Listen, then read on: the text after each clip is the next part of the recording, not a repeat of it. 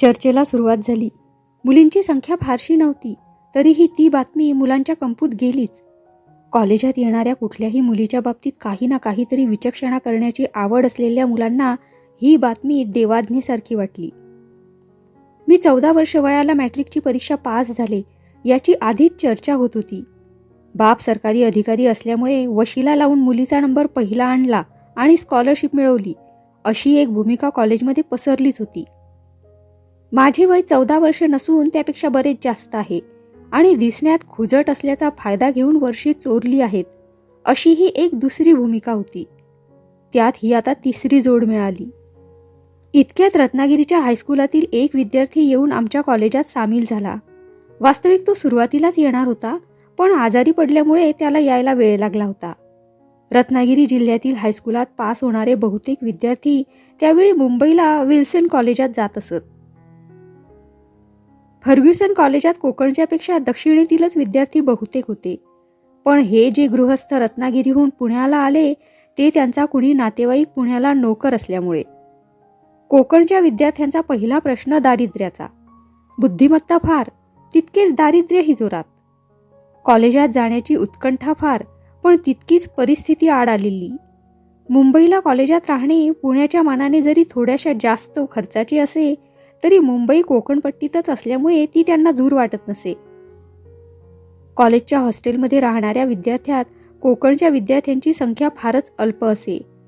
जे कोणी कोकणचे विद्यार्थी येत असत ते बहुतेक खाजगी खोल्या घेऊन कंपू करून राहत असत. जेवणाची व्यवस्था खानावळीत होत असे. एका डब्यात 2 माणसांनी जेवायचे आणि एका खोलीत 4 माणसांनी राहायचे, अशी योजना असल्यामुळे मुंबईचा खर्च पुण्याच्या कॉलेजच्या खर्चापेक्षाही कोकणच्या विद्यार्थ्यांना कमी प्रमाणात पडत असे. म्हणून रत्नागिरीचा विद्यार्थी फर्ग्युसन कॉलेजात आला ही देखील कौतुकाची गोष्ट होती.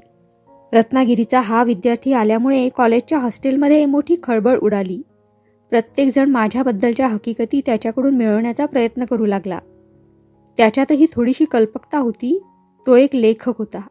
आजही त्याची लेखक म्हणून प्रख्याती आहे. त्या कल्पकतेच्या जोरावर खऱ्या गोष्टींबरोबरच त्याने माझ्यासाठी बनावट हकीकतीही तयार केल्या. माझ्या चरित्राचे महाभारत अशा रीतीने वाढू लागले. पुरुष विद्यार्थी आणि स्त्री विद्यार्थी या दोघांचा घेळीमेळीचा संबंध येऊ नये याबद्दल अध्यापक वर्ग त्यावेळी जास्त कडक होते. त्या निर्बंधामुळेच एकमेकांशी जास्त बोलाचालीचा संबंध आणण्याचा उभयपक्षी प्रयत्न होत असे. त्याची जागा कॉलेजची टेकडी.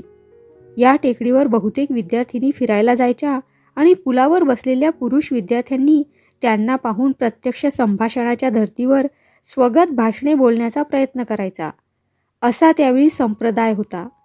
अजूनही तो मोडला नाही असे म्हणतात. पंक्तीच्या प्रकरणापासून बाकीच्या मुली माझ्याशी फटकून वागत असत आणि त्या फटकून राहत असल्यामुळे मंजुळा आणि मी जास्त जिव्हाळ्याच्या मैत्रिणी बनू लागलो होतो. दोघींच्या वयात बरेच अंतर होते, स्वभावातही अंतर होते, परिस्थितीत आणि जातीत तर अंतर होतेच होते. पण या सर्व दुराव्यामुळे आम्ही एकमेकांच्या जवळ जास्त जास्त येत चाललो. विरोधानेच हा स्नेह वाढला. केव्हाही टेकडीवर फिरायला जायचे म्हणजे आम्ही दोघी जोडीने जात असू. त्यावेळी पुलावर बसलेल्या विद्यार्थ्यांच्या सार्वजनिक स्वगताची भाषा काहीशी अशी असे. एकाने म्हणावे, "काय रे, तुझी जात कोण?" दुसऱ्याने उत्तर द्यावे, "माझी जात मराठा."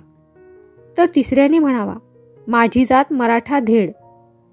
क्वचित ते असेही बोलत असत, "काय रे, या मायलेकी का चालल्या आहेत?" दुसऱ्याने म्हणावे, "अरे, मायलेकी कधी कॉलेजात येत असतात का? ती तिची माहेरवासी बहीण आणि ही तिची सासूरवाशीण बहीण आहे. दोघींच्या मध्ये आणखी 8 भावंडे झाली होती असे म्हणतात."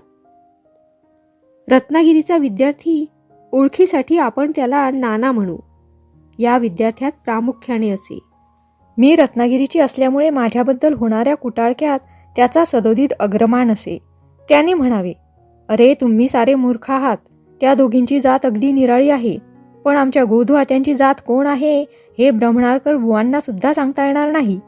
त्या तेल्याच्या घरी जेवल्या आहेत, भंडाऱ्या घरी पाणी प्यायल्या आहेत आणि सुरती धेडाच्या हातचा चहा घेऊन पाठारे प्रभूच्या घरी वाढल्या आहेत. हे भाग्य काही सर्वांनाच लाभत नाही. तरी आमच्या रत्नागिरीत गुजराती, बंगाली, मद्रासी, पंजाबी नव्हते म्हणून नाहीतर आमची गोदू आत्या म्हणजे एक ऑल इंडिया काँग्रेस कमिटी व्हायची. शिवाय त्या गोखले आहेत बरं का. प्रोफेसर गोखल्यांप्रमाणे गणिताची पुस्तक लिहून अजून जरी त्यांनी प्रत्येक शाळेतून प्रवेश केला नाही तरी प्रिन्सिपल आगरकरी थाटावर त्यांनी आगरकरी ध्वज महाराष्ट्रात फडकवायची रत्नागिरीच्या वेळेवर समुद्राला साक्ष ठेवून प्रतिज्ञा केली आहे. समुद्राच्या तुफान लाटा वेळेवरच्या वाळूशी ज्यावेळी आनंदाने बागडत असत, मावळत्या सूर्याचे कोमल किरण त्या लाटांच्या फवाऱ्यावर आपली कोमल प्रभा झाडीत असत, त्यावेळी आमच्या गोदू आत्या रत्नागिरीच्या जनसमूहाला शिळोप्याचं व्याख्यान देत असत. सुटलेल्या ऑफिसातून घरी जाण्यापूर्वी समुद्राच्या वेळेवरून फेरफटका मारून जाणारा कारकुनांचा समूह त्यांची व्याख्यानं ऐकून नोकरी सोडण्याचा विचार करीत असे. त्यांच्या शब्दातील आवेशाने हा परिणाम दुसरे दिवशी ऑफिसात जाईपर्यंत सुद्धा टिकून राहत असे. अशा या आमच्या गोदू आत्या आता पुण्याचा उद्धार करण्यासाठी आल्या आहेत. आगरकर गोखल्यांची पुण्याची परंपरा जोराने वाढवून चिपळूणकर टिळकांना नामशेष करून टाकण्याचा त्यांनी विडा उचलला आहे. माझे विद्यार्थी मित्र हो, सुधारक व्हा, सुधारक व्हा, नाहीतर गोदू आत्यांच्या जिव्हारूपी प्रखर समशेरीत तुमच्या जुन्या संस्कृतीचे तुकडे तुकडे पडतील आणि आर्य संस्कृती हिंदुस्थानातून हद्दपार होईल. केव्हा केव्हा ओझरती निंदा कानावरून जाऊ लागली म्हणजे तिचा आम्हाला पूर्ण अंदाज येत असे. निंदेची कमान कोणत्या कडोबिकडीला जाते हे ऐकण्यासाठी आम्ही पुलाच्या दुसऱ्या कडेला केव्हा केव्हा मुद्दाम थपकत असू. त्यावेळी नानाच्या अंगात वारे भरल्यासारखे होई आणि तो मोठमोठ्याने काव्यमय भाषेत माझी वाटेल ती अस्सल आणि नक्कल निंदा आपल्या सहज ध्यायासमोर मांडीत असे. या गोष्टीचे मला कौतुक वाटे. सहनशीलतेने आणि कौतुकाने या निंदेकडे पाहून मी बरेच दिवसपर्यंत मनाची करमणूक करून घेण्याचा प्रयत्न केला. पण त्यामुळे नानाच्या जिभेचा ताळतंत्र बेफाम सुटत चालला. त्याच्या कल्पकतेला ऊत येऊ लागला आणि त्या भरात वाटेल ते बनावट आरोप माझ्यावर लादण्याचा तो प्रयत्न करू लागला. मंजुळा मला वारंवार आवरीत असे म्हणून मी स्वस्थ राहिले होते. पण सहनशीलतेलाही मर्यादा आहे. नुसती कुचाळी होती तोपर्यंत ठीक होती. पण कुचाळीची मर्यादा सुटून भलभलते घाणेरडे आरोप ज्यावेळी माझ्यावर लादण्यात येऊ लागले त्यावेळी या प्रकाराकडे कौतुकाने पाहणे मला अशक्य होऊ लागले. या मंडळात एक वऱ्हाडी गृहस्थ होते. वऱ्हाड प्रांतातील माणसे मनाची फार साधी, पण ही चटोर पोरे त्यांच्या साधेपणाचा फायदा घेत असत. मंजुळेच्या भावाचा आणि या वऱ्हाडच्या काकांचा स्नेहसंबंध होता, त्यामुळे मधून मधून तो तिची चौकशी करीत असे. या गोष्टीचा फायदा घेऊन बाकीच्या विद्यार्थ्यांनी त्या दोघांच्या नावाची बदनामी करण्याचा उपक्रम सुरू केला होता. काकाला किंवा मंजुळेला त्याची दाद नव्हती. माझे मस्तक भणाणण्यास ही एक गोष्ट कारणीभूत झाली आणि एके दिवशी मी या गोष्टीचे उट्टे काढण्याचा निश्चय केला. टेकडीवरून आम्ही परत फिरलो त्यावेळी नित्याप्रमाणे हा कुटाळ कंपू पुलावर बसून राहिला होता. आम्ही दूर अंतरावर येताना दिसताच नानाने व्याख्यानाला सुरुवात केली. आपले माजी प्रोफेसर गोखले हे सार्वजनिक कार्य करणारी एक मोठी संस्था स्थापन करण्याच्या खटपटीत आहेत, हे तुम्हा सर्वांना माहीत आहेच. आमच्या गोदू आत्या देखील गोखले घराण्यात जन्माला आल्या आहेत. ज्या अर्थी त्या घराण्यात जन्माला आल्या आहेत त्या अर्थी प्रोफेसर गोखल्यांप्रमाणेच काहीतरी कर्तबगारी करून दाखवणे त्यांना भाग आहे. त्या लवकरच एक सब गोलंकार सोसायटी स्थापन करणार आहेत. अर्थातच त्याच पहिल्या प्रेसिडेंट होतील. व्हाईस प्रेसिडेंट मंजुळाबाई चव्हाण आणि वऱ्हाडी काकाभाऊ ही उभयता होणार आहेत. मित्र हो, या उभयता शब्दांना आपण घाबरून जाऊ नका. अजून त्या उभयतांचं लग्न झालं नाही खरं, पण कुणी सांगावं, गोदू आत्यांच्या कृपाछत्राखाली तसंही होणं काही अशक्य नाही. काकाभाऊ देशस्थ ब्राह्मण आहेत आणि मंजुळाबाई ह्या मराठी क्षत्रिय आहेत. या दोघांचा विवाह झाला तर सुधारणेचे एक महत्त्वाचे शिखर गाठल्यासारखे होईल. या कामी आपण पुढाकार घेऊन या दोन वृक्षवेलीची शोभणारी जोडी लग्नाच्या पवित्र ग्रंथानं बांधून टाकली पाहिजे. माझे मस्तक भणाणले होते खरे, पण ते अगदी शांत ठेवून मी पुढे सरसावले आणि नानाच्या समोर जाऊन उभी राहिले. नाना साधारणपणे घाबरलाच. मंजुळा 4 पावले मागे होती. तिचा स्वभाव अगदी भित्रा होता. मी काय करणार याची जर तिला आधी कल्पना दिली असती तर तिने मला परभारे हॉस्टेलमध्ये नेण्याचा प्रयत्न केला असता. मी शांतपणाने म्हटले, कसं काय नाना, कुणाच्या गोष्टी चालल्या आहेत? इतक्या थंडपणाने मी बोलण्यास प्रारंभ करीन असे नानाला वाटले नव्हते. नव्हे, नुसती मी बोलायला सरसावेन एवढी सुद्धा त्याला कल्पना नव्हती. माझ्या या अचानक वर्तनाने त्याच्या कल्पकतेला आचका बसला. त्याची बोबडी वळली. त्याला उत्तर सुचेनासे झाले. मनाचा हिय्या करून तो काचरत काचरत म्हणाला, कसल्या गोष्टी चालायच्या? चालल्या आहेत आपल्या कॉलेजी गप्पा. असं, मी म्हटलं. मंजुळाबाईविषयी काय चाललं होतं? कुणाशी लग्न जुळवीत होता तिचं? आणि ही गोधू आत्या कोण?